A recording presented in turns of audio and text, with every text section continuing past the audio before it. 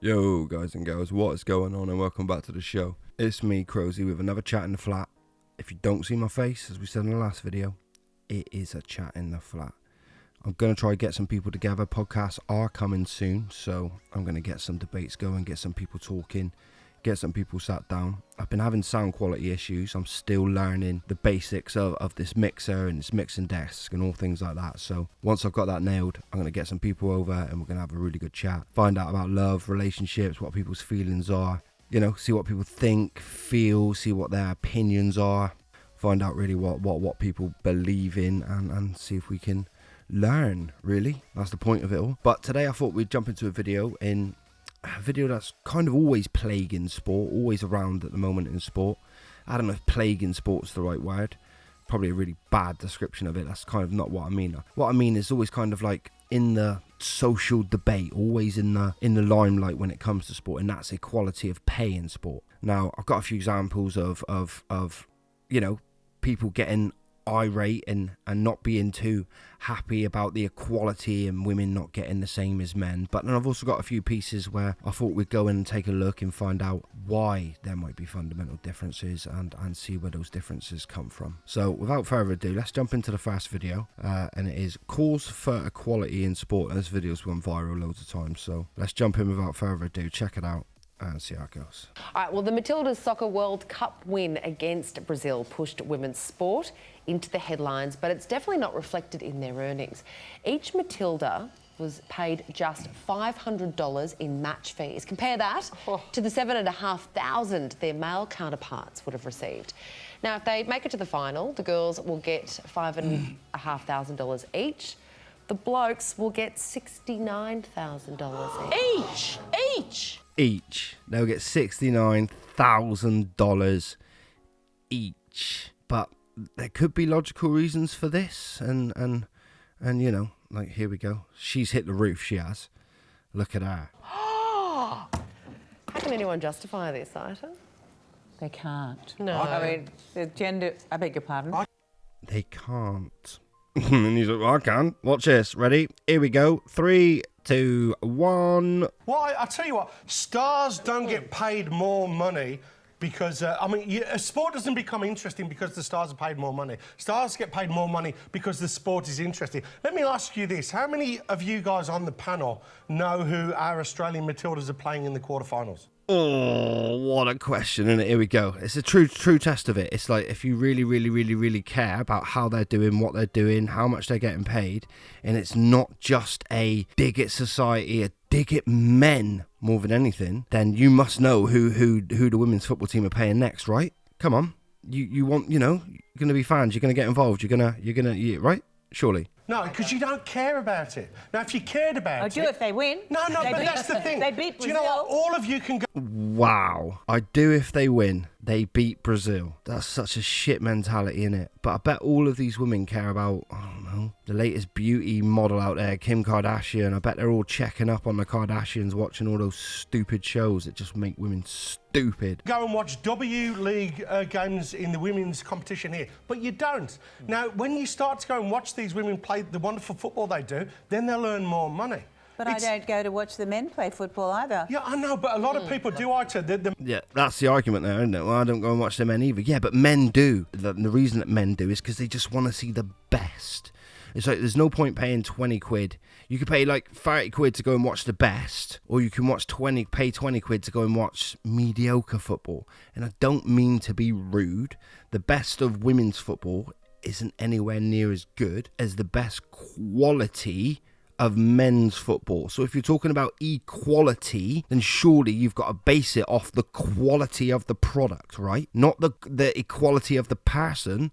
It's got to be the equality of the product. The Men's World Cup is one of the biggest money spinners on the planet. Women's football, even though at grassroots level it's working really well, it's got a long way to go. The other thing... Fair plays. Grassroots women's football is progressing absolutely fantastically. Lots of money's being pumped into it, which is good. Girls are getting a chance to go out and play football and enjoy themselves, have fun. But biologically, women are never going to be able to compete with men. So men's football's always going to be at a much higher level quality-wise. So like I said, if you're judging the equality, it has to be off the quality of the product. Sports equality. The top 10 fastest men of all time in terms of sprinters are all black, of African origin.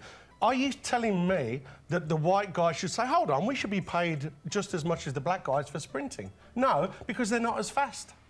Yeah, they're not as fast. They don't break as many records. They don't pull in as many people. The quality of the sprinting is not as good. So Usain Bolt is the most highest paid sprinter of all time by a country mile. Well, that's it. Do you know what? There is not one team in the Women's World Cup that could beat a junior male side in the A-League. So what? Ooh, that's a bang. It's probably true. There's been plenty of features out there where, you know, women's teams have been beaten by younger under 18s, 18, 19s, 15, 16 boys, and even world champions like the US national team have been beaten by under 15s boys. So they're not as good. Well, they're playing women. Nonsense. What? Maybe verse them. But why? But to me, it comes down to simply a matter of inequity. It's not. I mean, women are not paid the same amount of money as blokes in so many professions, and I think Inequity, she's changed the word. It's inequality is what she means. Surely she doesn't mean inequity, because if it is about an equitable asset, then women's football isn't an equitable asset. It's held up by men's football contributing to that. It's the same with the WNBA in America. Most of the teams in the WNBA are financed by the teams in the NBA. we need to pay women more in sport, in all sorts of different jobs. Well, regardless of whether the product's as good.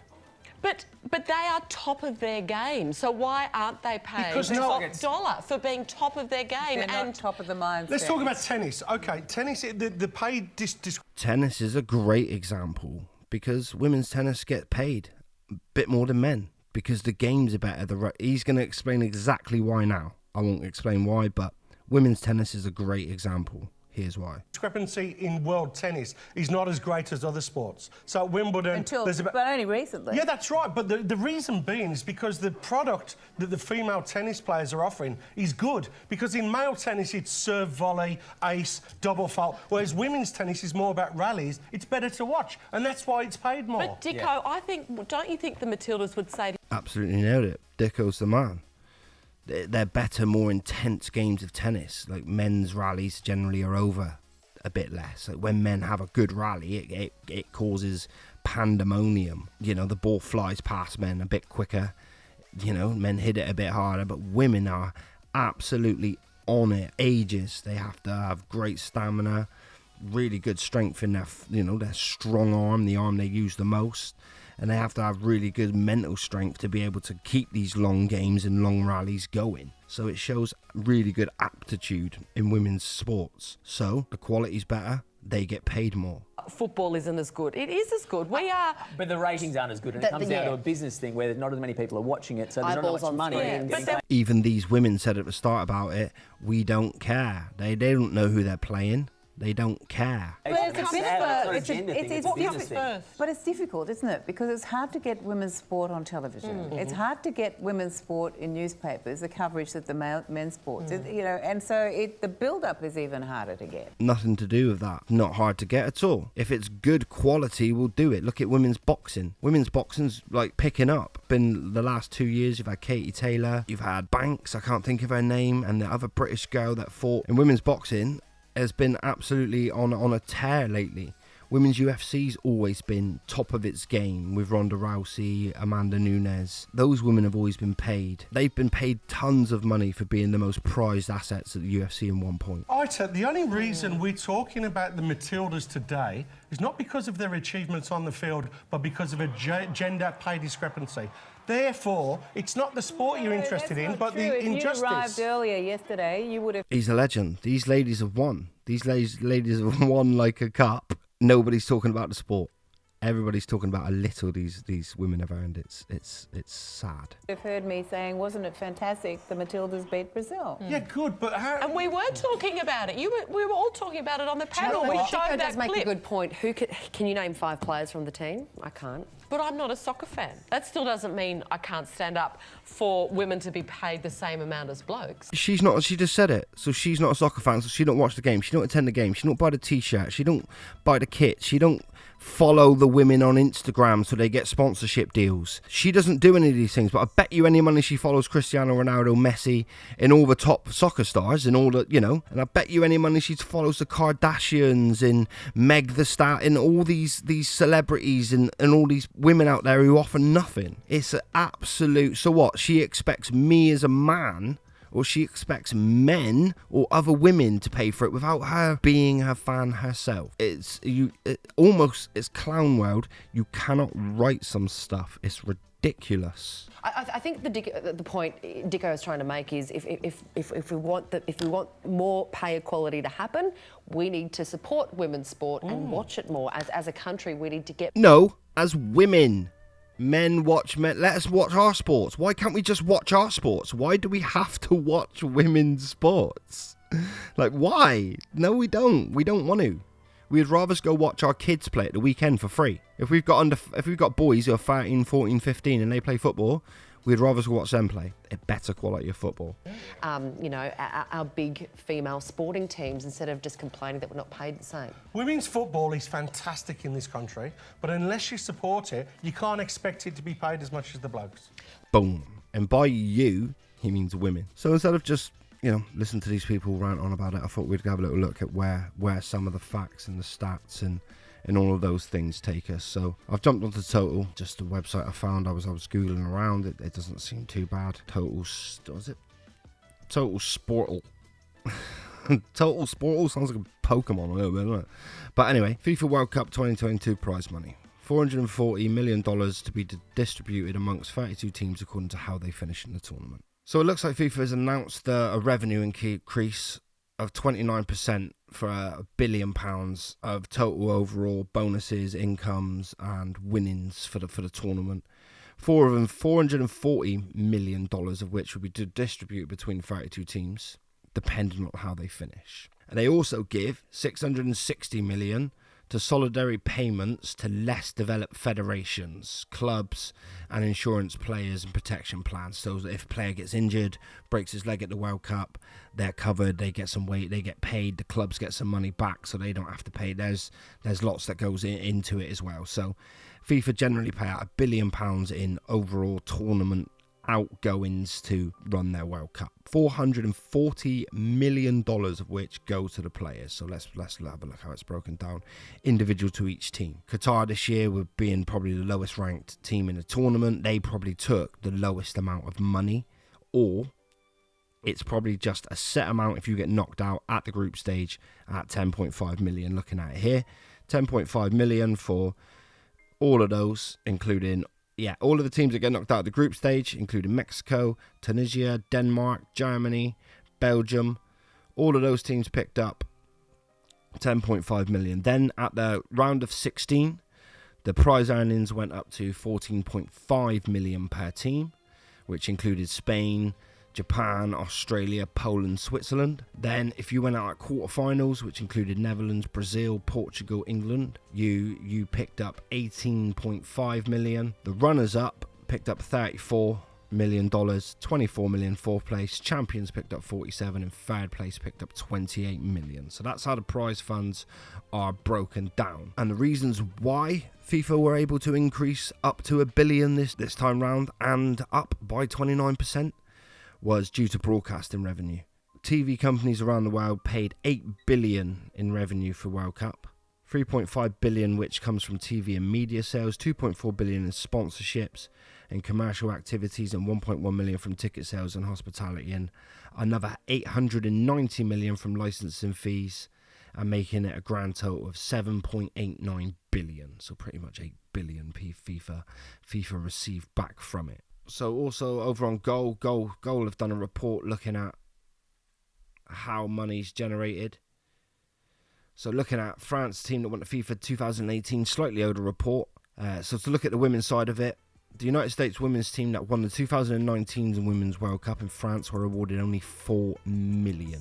So if you compare that to the 47 million that Argentina were awarded this World Cup, that would look very, very substantially unfair. The total prize money to all participating teams in the 2019 Women's World Cup was in the region of $30 million, which is much, much less than the billion FIFA invested in the World Cup, especially in the men's game, especially in the infrastructure in the men's game, which mainly is put in by the country of origin. So what's asked of the country of origin as well is they're asked to invest lots of money in their infrastructure to make sure that World Cups are better and so that the Women's World Cup can be held there in future times. Well, here's a segment of the article which says, why is there such a substantial pay gap? The most common explanation for the large pay gap seems to be the difference in revenue generated. As we've seen, FIFA World Cup this year generated 7.89 billion in revenue overall commercially. FIFA have said that commercial revenues from the Women's World Cup, for example, cannot be considered differently from other competitions as rights are sold as a package deal. So unfortunately what happens there as well is the rights for the England national team, the USA national team, men's national teams, the women's national team's rights get sold in with them. So generally it would be up to the federations to make sure that the percentages are right compared on shirt sales and all of that, to make sure that the men and women get what they deserve from what people pay for the product they sell. It is argued that there are greater universal interest in the men's game compared to the women's game, resulting in more lucrative TV sponsorship and broadcast deals. As we read before, generally, as we've seen in that video and as that man said, as Dickie said, the more people tend to watch men's football. We get involved with women's football, we don't follow it throughout the season, we aren't privy. I'm a football fan and I'm not privy to the women's game. 2015 Women's World Cup earned 73 million in revenues. So due to TV revenues, people watching it, buying shirt sales, going to the grounds, including the sponsorships from Coke, McDonald's, whatever it might be, they brought in $73 million. But when you compare those figures, it's nothing compared to the $6 billion generated at the 2018 World Cup, which jumped up to $8 billion this World Cup. So that's the reason why men and women's pay is significantly different, and that boils down to the fact that women aren't interested in sport. Women won't pay to go and watch football matches. They don't care for sport as much as men do. Men really care about sport. Few women genuinely care about sport. But FIFA has, credit to them, they have doubled the revenue for the 2019 World Cup, which has already been and gone, but they did double it and put it up to 30 million and make sure everything was okay. Moving on to now in 2023, what the Wales FA have done, as they've tried to be as progressive as they possibly can be, which I don't know if it's for better or worse. It could be the reason why Gareth Bale's gone onto the PGA Tour and thought, fuck this shit. Just to let you know exactly where we are in the current time frame, 2023. Men and women's pay in football teams has been exactly equalled in Wales. So there is no gender pay gap, even though the women's Wales national team, I'm sure, bring in less money than the men's do. I'm sure the men's national team don't bring in a ton of money. Well, actually, were they in that list? Yeah. Wales at least brought in 10 million. Bearing in mind, if you win the Women's World Cup, you probably get about, I didn't actually say, did it? But let's take a guess at like, I don't know. If you win the whole tournament, you probably get like 10 million. Probably a guess. So they probably brought in, generated equal, if not way more money than the women's national team. But the Wales FA have chose to pay their players 100% equally. So thank you very much for watching. That's been a look at how and why there is a huge pay discrepancy between men and women in sports. I hope that we won't, I haven't really dug to the bottom of it. I'm sure there's plenty of other reasons, but that's just kind of surface level to look at it as to say, well, that kind of makes sense. That's logical. Maybe there should be a pay gap in sports. Society is catching up. Women are earning great pay. They are becoming very educated and getting fantastic jobs with OnlyFans, social media, and all those ways for them to make money. They are definitely catching up, and if not surpassing men in earnings these days. But I'll leave you with one of my favourite women of all time, one of my favourite MMA fighters of all time, and Ronda Rousey and her opinion on the women's pay gap. So let's find out what Ronda's got to say. If you've made it this far in the video, I appreciate you lots. Please subscribe here, subscribe on Rumble, subscribe on TikTok. Although that might get banned soon. TikTok can be a bit of a funny place. It used to be really cool, but now it's got a bit dicky. So thank you very much for listening. Please comment, like, subscribe, leave your opinions down below. I've been Crozy. This has been Chat in the Flat. This is going to be Ronda Rousey. Peace from me. Peace. Ronda, Lauren down here from the Herald Sun again. Just another quick one about Angela's question on equality just before. We've got quite a large pay dispute happening with our Australian women's soccer team at the moment. Is it frustrating for you as someone who's so prominent in your sport? And we heard you say on the Ellen show the other day you are the richest fighter in UFC, that sort of thing is still going on? I think that how much you get paid should have something to do with how much money you bring in. I'm the highest paid fighter not because Dana and Lorenzo wanted to do something nice for the ladies. They do it because I bring in the highest numbers. They do it because I make them the most money. And I think that the money that they make should be proportionate to the money that they bring in.